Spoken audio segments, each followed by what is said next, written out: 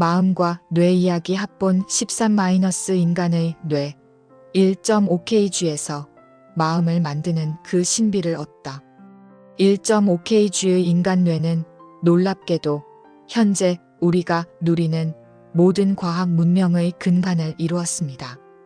곧 인간의 이성과 합리성은 과학적 탐구와 방법론에 깊이 의존하게 되었고 그 결과 과학은 점차 인간 인식의 유일무이한 잣대가 되어 단숨에 문명의 발전을 넘어 초월적인 신의 영역에까지 도전하는 듯한 모습도 보입니다.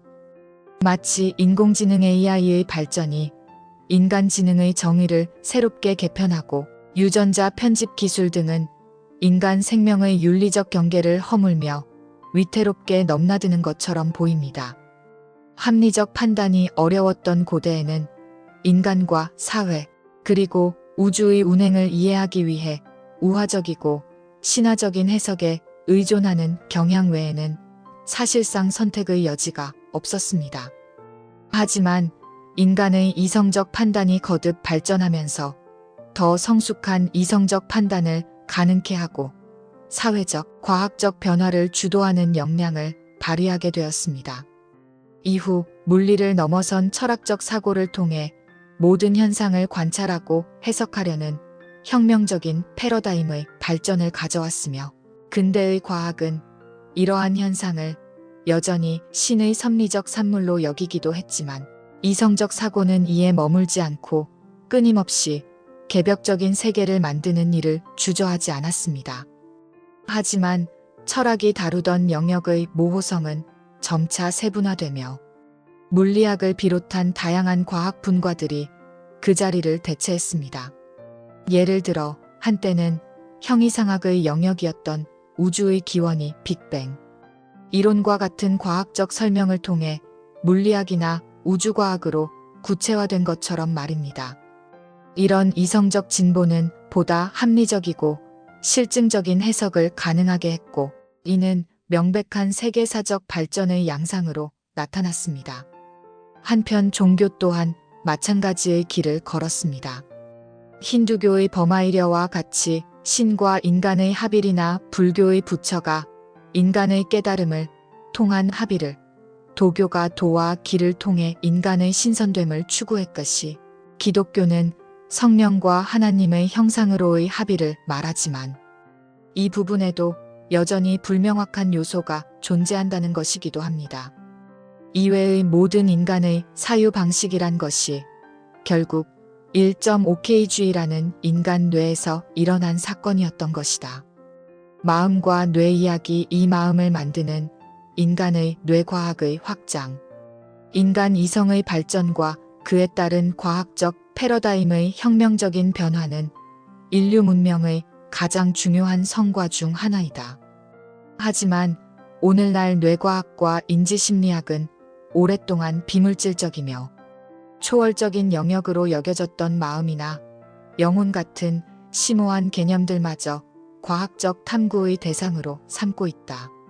신경신학 같은 새로운 학문 분야가 등장하여 명상시 디폴트 모드 네트워크 변화, 환각제 사용 시 뇌 가소성 증가 연구처럼 영적 경험과 뇌 활동의 연관성을 밝히려 한다. 또한 종교적 신념 형성을 인지 편향이나 인류 진화 과정에서 형성된 심리적 메커니즘의 하나로 연구한다. 이는 과거 철학이나 종교의 추상적인 설명들이 갖는 한계를 극복하고 객관적인 실험을 통해 검증된 과학적 결과로서 그 타당성과 확증을 얻으려는 시도로 보인다. 결과적으로 인류가 오랫동안 의존했던 형이상학적 사고방식을 위협하며 새로운 과학 권위의 등장을 의미한다. 이러한 흐름 속에서 과학은 자신의 과학적 결과, 즉 뇌의 이성적 판단과 정밀한 규명에 전적으로 의존한다. 심지어 뇌 안에 있다고 추정되는 종교적 혹은 영적인 경험 관련 영역들을 직접 자극해 뇌 상태 변화를 관찰하고 영적 경험의 물리적 기제를 규명하려는 실험들까지 등장했다. 이는 뇌의 기능적 메커니즘을 통해 영적 경계를 규명하려는 급진적 시도이다. 하지만 이러한 신경과학적 접근이 영적 경험 자체의 의미와 주관적 질감을 온전히 설명할 수 있는지에 대한 철학적 논쟁은 여전히 깊다. 뇌 활동의 상관관계가 곧 원인과 결과 혹은 경험 그 자체를 의미하는 것은 아니라는 비판 목소리도 크다. 이처럼 과학이 인간의식의 모든 영역에 대한 최종 해석자 지위를 차지하려 하면서 과학이 곧 신이 될 판이라는 통찰은 현대 사회에서 거의 현실이 되어가는 듯하다.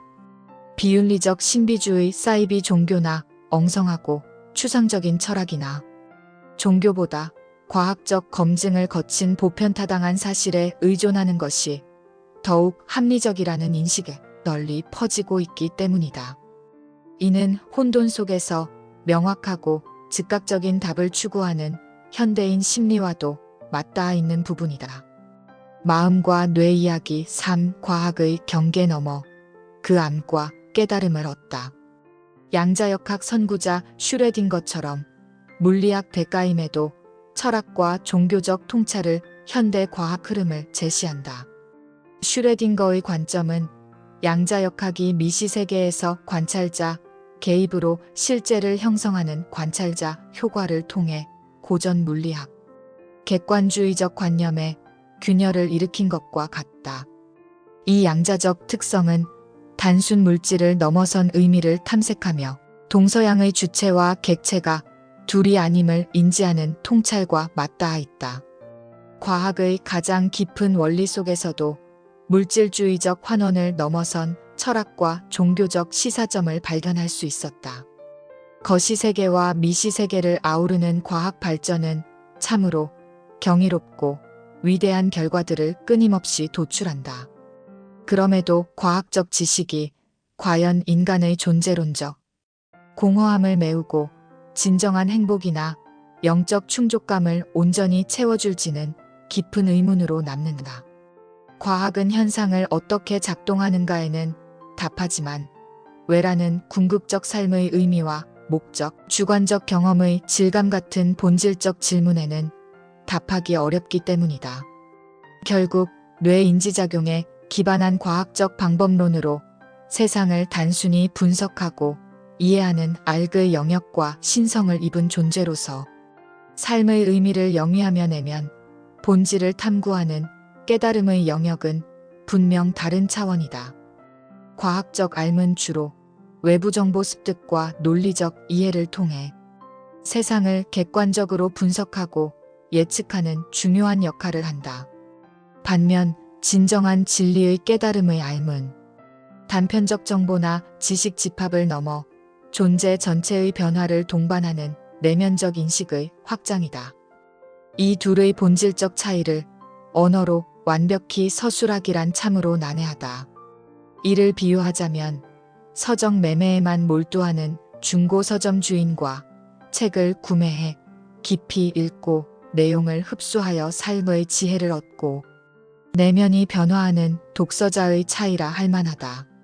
과학이 물질 세계 비밀을 밝히는 강력한 도구이자 현대 문명 근본 기둥이라면 영적 깨달음은 존재 본질과 인간됨의 가치를 탐구하며 삶의 깊이와 방향을 제시하는 내면 나침반이라 할 수 있다. 서로 다른 영역이지만 이 둘은 궁극적으로 인간 총체적 이해를 구성하는 상호 보완적인 양축으로 기능한다. 인천 송도역 배짜막 카페에서 이종화였습니다.